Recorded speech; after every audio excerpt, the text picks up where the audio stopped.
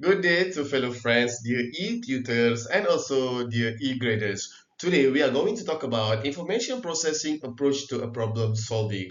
But before that, I would like to introduce myself. My name is Muhammad Shafi bin Abdullah and I'm taking the course of Bachelor's Psychology with Honors on the subject of ABPK1203 Cognitive Psychology. And basically, I'm from OUM Johor Bahru campus. Introduction Information Processing Approach to a Problem Solving. The information processing approach to a problem solving, introduced by Simon and Well on 1982, views the problem solvers as a system that process information sequentially. It highlights the limit of a short-term memory, the expensive nature of a long-term memory, and the concept of a problem space, which includes the initial states, goal states, and the necessary steps to transition between them.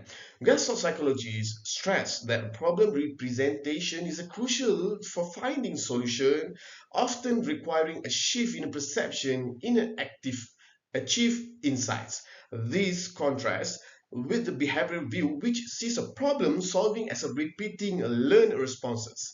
In a sense, the information processing approach integrates cognitive strategies emphasizing accurate representations and structured problem space with the critical role of an insight in effective problem solving. A problem-solving system has three characteristics. Number one, information is generally processed in a serial fashion. Number two, we have a very limited capacity of a short-term memory. And number three, we have an unlimited long-term memory, but it takes time to access and store information. How does the problem occurs? There is a 3R. What is the 3R? Three reasons. Number one, the reason is goals. Number two is the operations. And number three, the difficulties. The information processing approach agrees that problems vary in terms of their goals, operation, and difficulties, but they nonetheless share some common elements. Number one, a set of given information that is a description of the problem.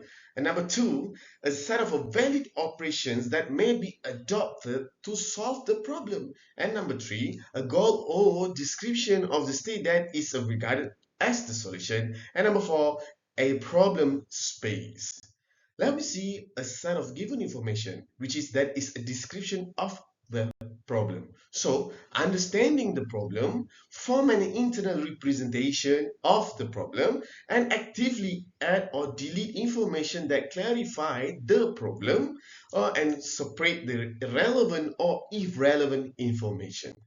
And let me go for number two, which is a set of a valid operation that may be adopted to solve the problem, and which it refers to the various actions, strategies, or methods can be used to move from the current state of the problems towards a goal state. Thus, operations are the steps of processes you can employ to transform the problem from its initial forms to its solution. Valid operations are specific to a nature of the problem and are crucial for making a progress in solving it. And number three, the goal of a description of the states that is regarded as the solution. We call it as encoding problem components. Number one, identify the current states. Number two, define the goal states. Number three, determine intermediate states. And number four, identify operators, so-called actions to transition between states. And number four, a problem space. When we create a problem space, of course, there is a number one, what we call is develop a comprehensive problem space, including all states and possible actions. And number two, recognize that the problem space may contain ready solutions or multiple pathways to a solution. Now, let's relook and have a view on the Hanoi Tower example on solving a problem.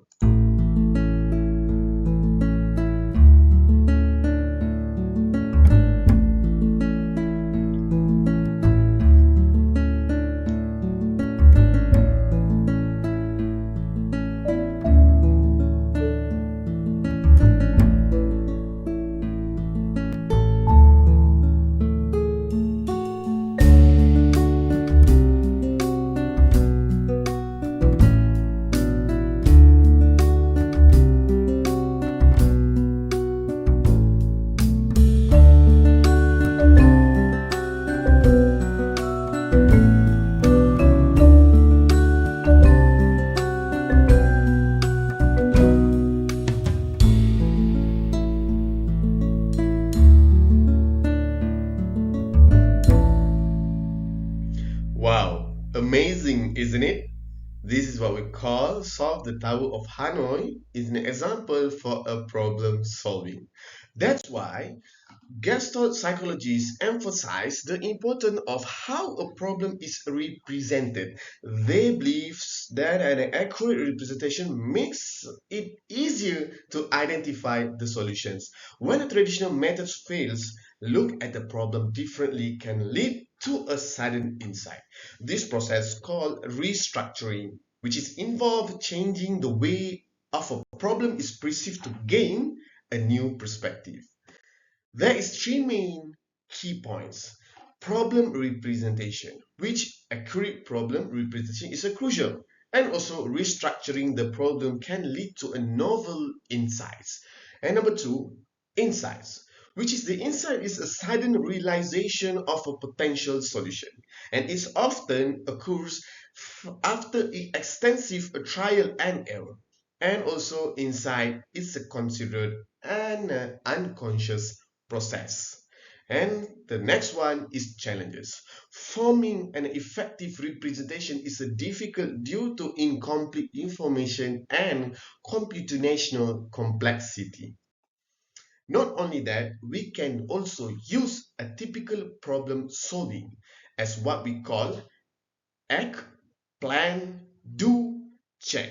And this is what we call a quality circle or cycle, which we will do with a repeat, and repeat. Behavioral psychologists believe that the problem solving is simply the repetition of a learned responses essentially. You repeat the action that have been effective in the past because of experience has shown they really work. In contrast, gastropsychologists argue that problem solving is more intricate.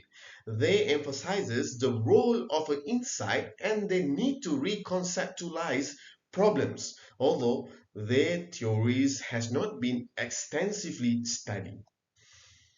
Now, let's we look on a video that illustrates for action, plans, do, and checks. We have a question.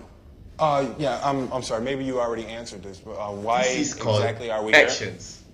Son? We're here because you're looking for the best of the best of the best. Let's get going. And where he get into a plan.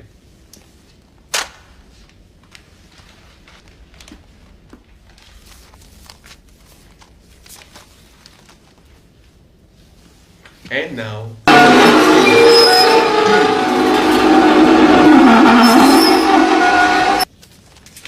and now Wanna get down on this? is check. And Kader, I believe you have saw the video for an illustration on the act, plan, do, check. And for the conclusions, the information's processing approach of problem solving emphasizes the importance of accurately representing problems and systematically navigating the problem space.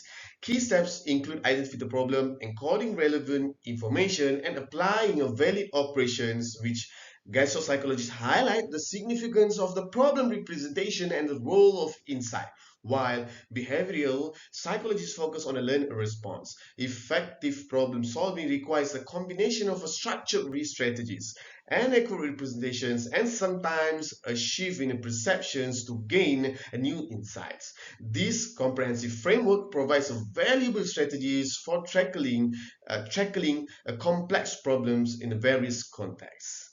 And I believe and so much in you which you have pay your attention on the presentation I already made. And for now, I would like to say thank you, which you have for the intentions and your focus. Learn for development and we will develop. For then, by that, my name is Muhammad Shafi'i and take care. We'll see you again. Bye bye and have a nice day.